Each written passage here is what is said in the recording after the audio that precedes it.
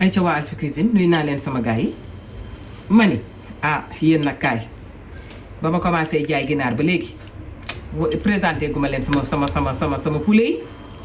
sama poulet yi jongoma yu Alphie Cuisine baa gis ngeen ko waaw Alphie family chicken yi goog sama gars yi ci noonu rek ñu defar fi recette bu ndaw boo xamante ni idée de recette la voilà idée de recette catégorie rapide lii blanc de poulet la waaw boo bëggee ci ginaar yi nag ginaar yu jongoma yi yomb nag numéro de téléphone baa ngi nii di jàll waaw boo wootee mami dina la jaay livré la ba pare Alphie jox la ay idée de recette waa xanaa du maa wóor yéen waaw koy ferme agricole la ferme familiale la mi ngoog Alphie family chicken ci noonu ma leen koy présenté di leen joxaale idée de recette waaw idée de recette ginaar bu leen manqué nag moom léegi waaw koy day wàcc fii ci Alphie Cuisine lii blanc de poulet la bu ma def épice su ginaar def ci xoro sànni ci tuuti purée d'ail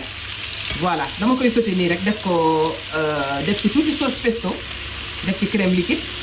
dinaa ci laal tuuti soble nag ak tuuti poivron voilà nga xam ne damay am benn sauce bu aromatique sax boo xamante ne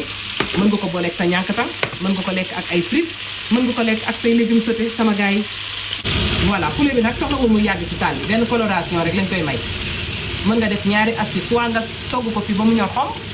wala nga sauté ko fi mu jël couleur rek après nga dugalaat ko ci sauce bi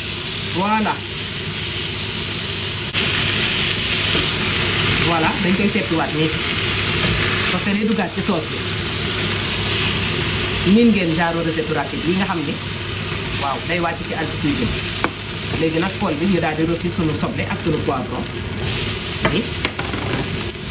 voilà soo bëggee mu gaaw rek nga tëj ko waaw boo ko tëjee saaf ñor bi dafay gën a gaaw nga xam ne day bokk ci catégorie recette rapide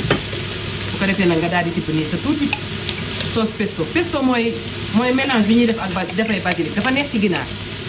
ñam leen ko du ngeen ko bàyyi.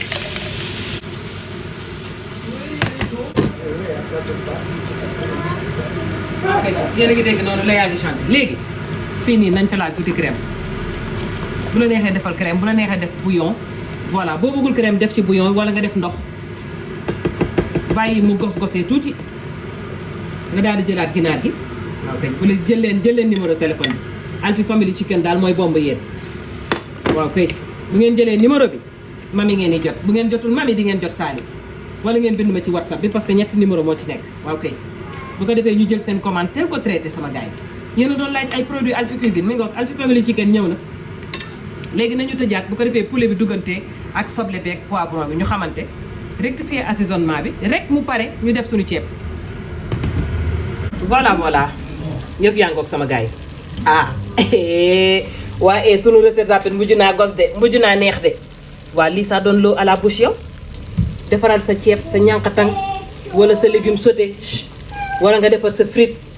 wala nga boole ko ak sa purée pomme de terre yow loo ko accompagner baax na idée de recette bi rek laa doon joxe sama gars yi waaw kay kenn du yee